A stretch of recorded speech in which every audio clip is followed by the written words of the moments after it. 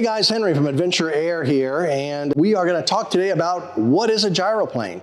Gyroplanes have been around for over 100 years now. They were invented in 1923 by a Spanish gentleman, Juan de la Cierva, and the early gyroplane looked like an aircraft without the wing on top. He just built a rotor up there.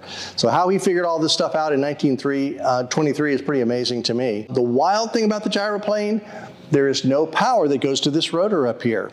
It's powered by the wind. Wind blows through the blades from the bottom to the top like a pinwheel, which spins it, lifts the aircraft up off the ground. You're being pushed by the propeller in the back, but there is no power to the blade up here.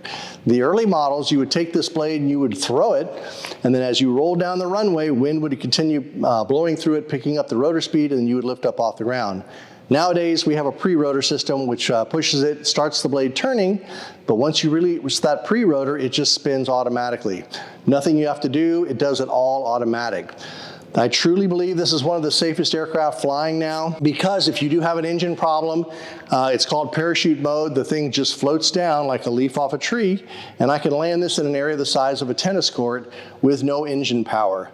Much safer than a helicopter because there's no transmission turning the blades don't articulate, so it's a lot more forgiving because there's a lot less moving parts on it. Also, the cost difference is amazing. On the gyroplanes, it's about 1/10 of the cost of a helicopter in operating cost and also in purchase price, and it'll do 90% of what a helicopter will do. The only thing this thing won't do that a helicopter will is hover stationary in one place. Because there's no power to the blades, when you slow this down to 0 airspeed in the air, you will start descending, which keeps air blowing from the bottom to the top, which keeps it spinning in auto rotation. So if you take off in a gyroplane and you're next to a helicopter, you guys are both 100 feet off the ground, and you both lose your engine, the helicopter has to get into auto rotation, and it's probably going to be difficult from 100 feet, whereas we're already in auto rotation. We just float down and have a nice soft landing. So I really think these are one of the safest things out there flying. It is a rotorcraft, so hours that you fly in the gyroplane count towards a helicopter license, which is pretty awesome. You're going to find the rental cost of these things is considerably cheaper than a helicopter. So if you do want to be a helicopter pilot, like a commercial helicopter pilot, if you fly the gyro first with those hours, you can save about $40,000 on your commercial helicopter ticket if you do gyroplane first. So we are the largest gyroplane training center in the United States here. I've got 15 ships here, and we have a number of instructors. So if you're interested at all in ever coming out here to try out a gyroplane, we're located in Chino, California, just east of Los Angeles. And come on out, we operate pretty much 7 days a week.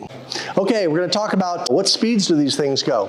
Top speed on most all these gyroplanes is about 120 miles an hour. So it's not jet speed or anything like that, but it's pretty good. It's also one of the least expensive aviation things that you can do. It burns normal car gas, regular old 91 from the pump we put in these, and the fuel burn is about 5 gallons an hour. So we're talking $20 an hour for fuel.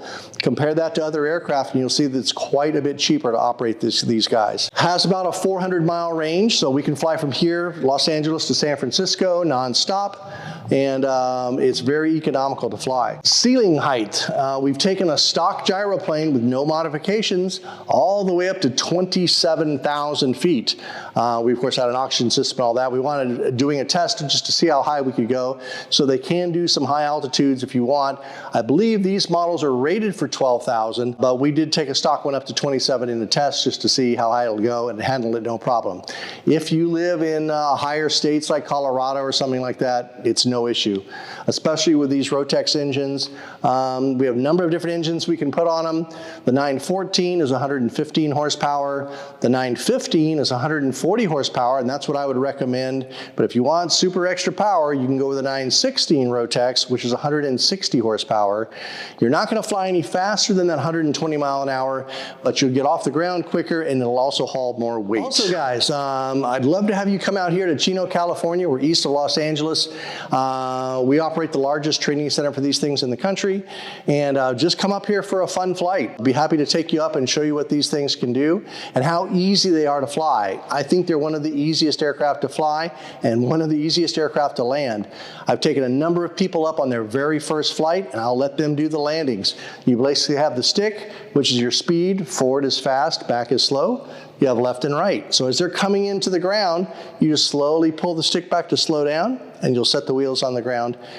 We, of course, cover you and everything like that, but on your very first flight, we can let you try the landing.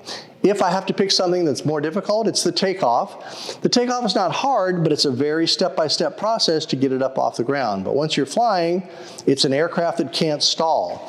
As you all probably know, if an airplane flies too slowly, the airflow over the wing is disrupted and it falls out of the sky. These cannot stall. These cannot do that. You can go all the way to 0 airspeed.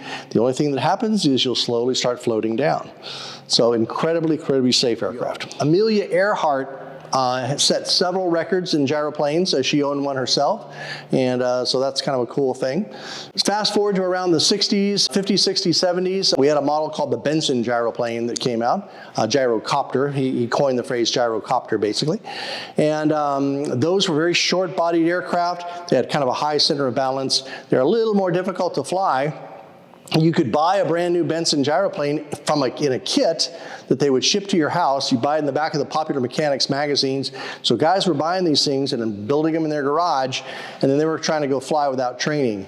Well, of course, any aircraft you fly without training, you may have some trouble with. So there were some crashes back in those days from these guys, and it kind of gave gyroplanes a bad name. The new gyroplanes we have here, we have a very specific training system. They've eliminated all the problems of the Bensons. They made the tail a lot longer, so it's much more stable in flight. They've corrected the center of gravity on them. So these are just super nice flying machines now.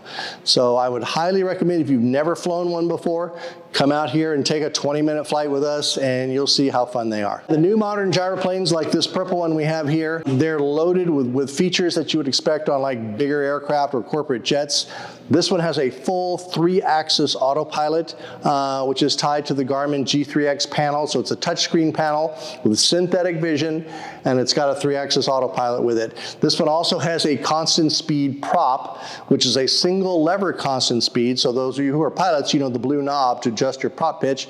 This one is all automatically done with the FADEX system. As you add throttle, it automatically is going to pitch your propeller in the back for the most efficient fuel setting and climb performance. So it'll pitch it for a climb out, and once you're in straight and level flight, it'll repitch the blades.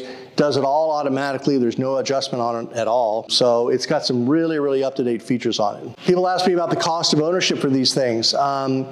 Basically, the operating costs on this are incredibly cheap. Again, you burn 5 gallons of car gas an hour, so we're going to say about $20 an hour for fuel. For engine setback and thing, I'm figuring about $15 an hour and maintenance. So you're getting by with like $40 to $45 an hour operating costs, including fuel. Compare that to other aircraft and see what you get. Again, the nice thing about these are they are rotorcraft, even though they're very simple rotorcraft, but they count towards helicopter time. If you do want to get your helicopter license, if you do the gyro first, you're going to save a considerable amount of money on getting your helicopter license if you fly gyro first. Okay, guys, so if you have any questions about gyroplanes, what they do, please leave us a comment below. I'm happy to answer any questions that you have about the gyroplanes, what they do, what they cost, where they'll go. But they are factory certified aircraft. They're not experimental. We sell factory built models right here, just like buying a brand new Cessna. And so leave us a question below, and I'll be happy to answer. Until next time, we will see you.